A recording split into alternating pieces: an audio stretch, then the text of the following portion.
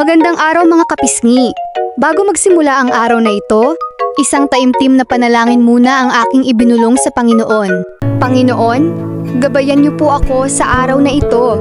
Bigyan niyo po ako ng pag-asa na mamuhay pa ng matagal. Ilayo niyo po ako sa anumang karamdaman. Tulungan niyo po akong magpatuloy sa buhay dahil marami pa po akong mga pangarap na hindi ko pa nakakamtan. Bigyan niyo po ako ng lakas, tibay ng loob at pananampalataya sa bawat pagsubok na aking haharapin.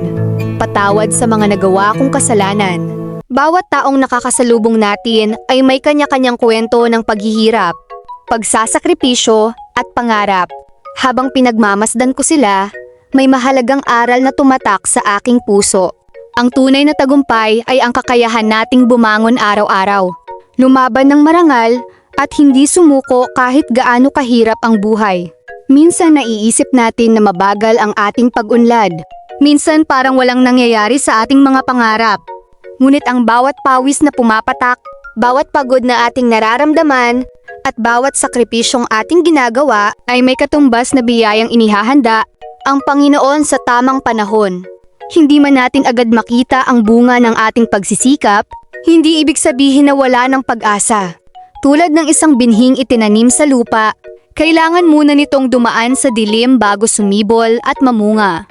Mga kapisngi, kung ikaw man ay may iniindang karamdaman, may problema sa pamilya, may kakulangan sa pera, o may pangarap na tila napakalayo pa, huwag mawalan ng pag-asa. Habang tayo ay humihinga, may pagkakataon pa tayong magsimula muli. Habang may buhay, may dahilan upang lumaban. Ang buhay ay hindi palaging madali. May mga araw na puno ng luha, pagod, at pangamba. Ngunit tandaan natin na ang Diyos ay hindi natutulog. Nakikita niya ang ating mga sakripisyo at naririnig niya ang bawat panalangin nagmumula sa puso. Kaya sa bawat araw na dumarating, piliin nating magpasalamat kaysa magreklamo. Piliin nating magtiwala kaysa mawala ng pag-asa. Piliin nating magpatuloy kahit mabagal ang pag-usad. At sa pagtatapos ng araw na ito, muli nating sabihin, maraming salamat po Panginoon sa lakas na iyong ipinagkaloob.